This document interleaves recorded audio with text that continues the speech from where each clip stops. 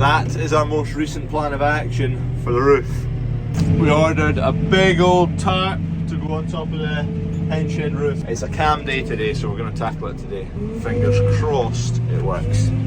Thud. The flipping road where the optic fibre guys went through. Right, we need the man cage, first things first.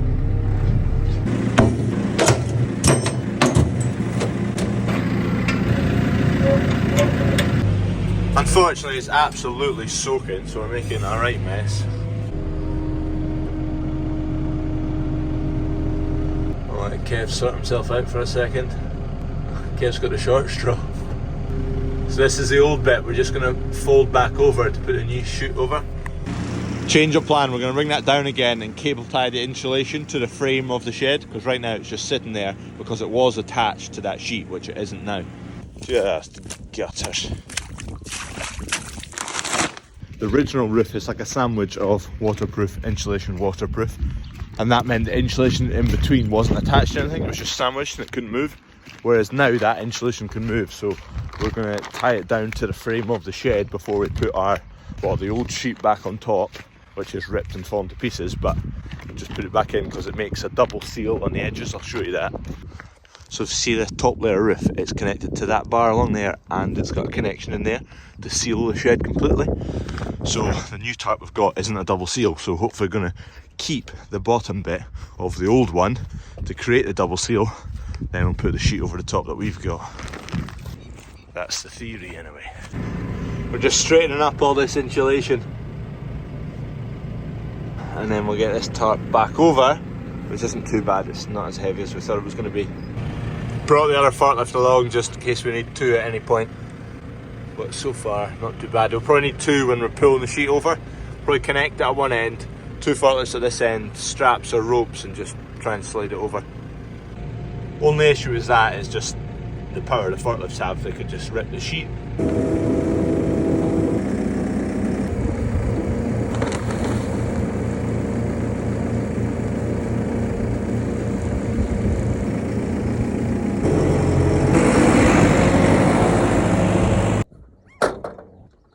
I've got it. Yeah, pull it. No.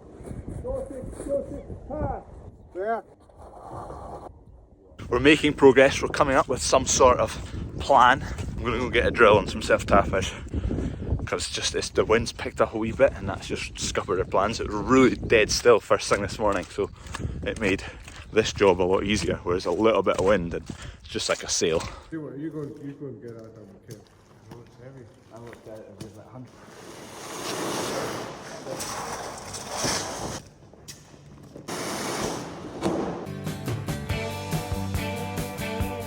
One big old tarp, what was it, 13.5 by 9.6? I think it weighs about 130 kilo, because it's 900 grams per square metre. So, but by the time you put it on the floor and a bit of friction, it's tricky to move about. Our grand plan is roll it from one side into the middle, roll it from the other side, fold it in the way, forklift, plonk it on top of the shed, unfold, and then both sides will roll down, job done. Just like that. Yeah, bring some straps. Yeah, that's upside down. Do we want to drag that bit into the middle then? Pull it over.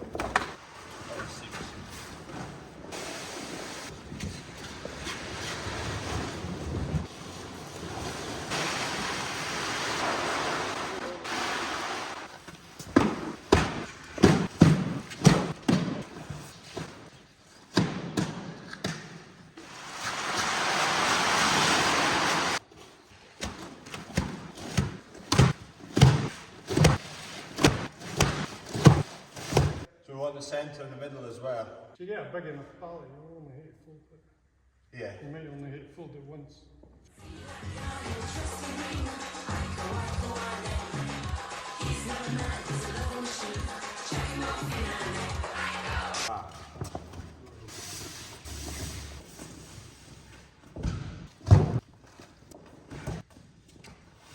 We've decided to put it into the forklift bucket because it'll slide off the bottom of that the easiest. What we did is we've centred everything, so we've rolled it from one side, rolled it from the other side, so that when we plonk it on top of the shed, fold that out, then it shouldn't be too hard to roll it down either side of the shed because it's curved like that.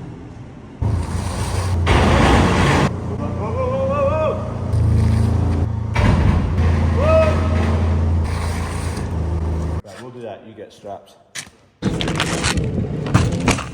Right, next step, use these self-tappers and seal this end onto the shed. All I've got is the impact gun. The drill and the impact driver are not here, they're at a different yard. So it's a wee bit overkill. It's not the best craftsmanship in the world, but it's just to seal this edge till we get the next tarp over, and that'll take the tension out of it, or it'll take the wind from catching this, because that'll be tensioned down, what Dad's bringing at the moment.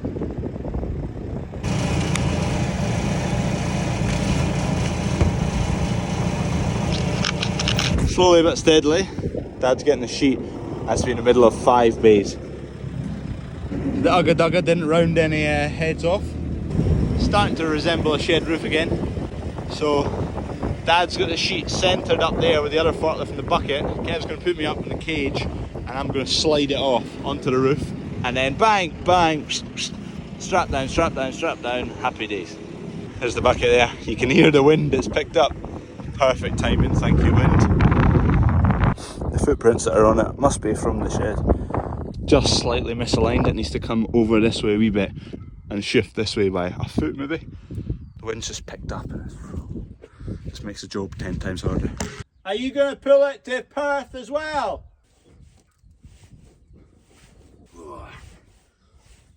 Alright. Need to get the forklift on the end of that. Don't want to rip it though. Did it budge there at all? Yeah. Oh, it was moving? Yeah. Alright. Trying it again, are we? Does it need more slack?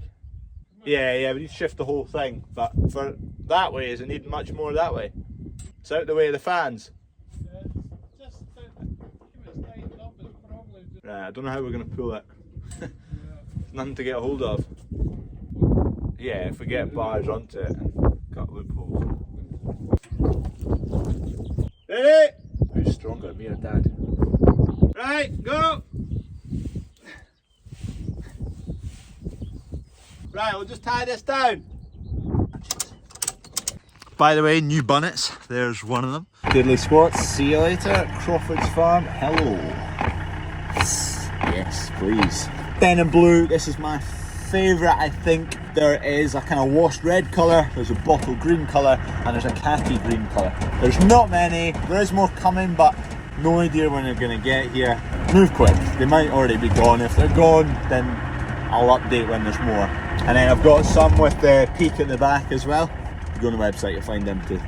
Out of sheer luck where it lines up, there's a bracket right below. Bang on the money. They didn't have enough dark green to match up, so it's slightly different colour, but if it works, I'm not really cared about the colour. Go on, Baxter. We're cutting the old sheet off of the tensioning bars. If you do that, these bars come out, and we ordered this with a pocket on here. And there's a joint just up a wee bit, and there's these brackets which hold the bar and tension the bar. So what we'll do is we'll slide that bar out, hopefully then slide it into here, cut ourselves a wee section here to get the tensioner joined onto it, and then pull it tight. Lovely having a nice sharp blade. Cuts through that like butter.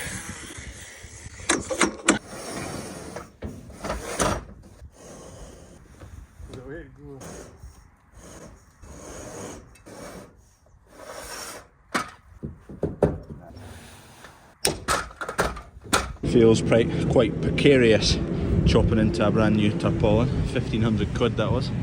But we're getting there, we just need to go along all these joints, cut a wee snippet out and put the tensioners on, and then the same along the other side.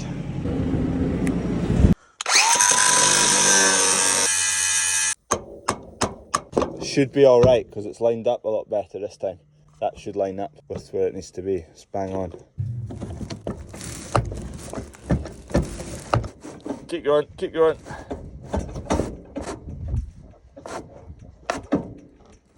So the sheet doesn't come down as far on this side, so what we're going to do, we've connected the tensioners on that side, we've not tensioned them obviously.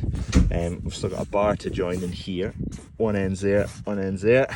Anyway, we're going to put the bar in, cut our grooves, put a strap to it, and then just give it a wee shunt with a forklift. And fingers crossed, we'll be able to reach the tensioners.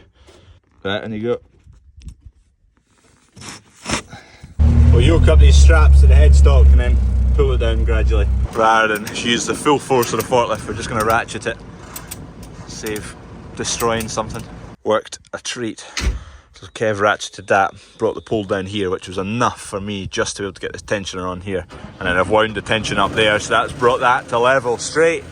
We're going to go and try and do over there. It was never going to be that straightforward.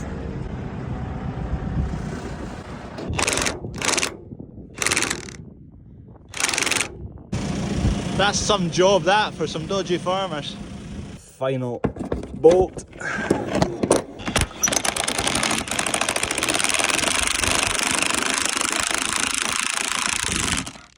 Job done. And just like that, new roof. Hooah. Job done. Bit of a task, that took a day, but to be fair, actually it worked out not as bad as we thought it was going to end up. Big thank you to Dad sorted out, I don't know the company, here it is down there, who turned it around really quickly. So Dad gives him a call Monday morning, and it just got delivered Wednesday morning today. Got delivered straight to the door. Happy days. It cost 1,500 quid, but hens are coming next week, so we didn't have time to mess about. They made it well and they made it quickly. Perfect. They made it to the exact dimensions we asked. Because we had tried a few other places, sailmakers and blah blah blah, and it was like 4 weeks lead time, and we didn't have 4 weeks. We had a week and a half. But look at that, it almost looks like a professional's done it. Hello, Crawford Farms. I learnt the Arabic to say the same, but I forgot it. We're in Morocco, eh? Second day in Morocco. Escaped to, I was at some hippie commune for a day or two, did some work, but they let me stay, eat, wash my clothes. We're 208 kilometres from Rabat. Smell a bit less, it's hot, everyone's fasting, so eating and drinking, you've got to be discreet. Aye, kick on, eh? Aye, just building some irrigation. Got some big bits of kit. It's like 10, 12 trucks lined up there with pipe. Yeah, buddy here with a man-sized digger. Crawford makes yours look a bit small, pal.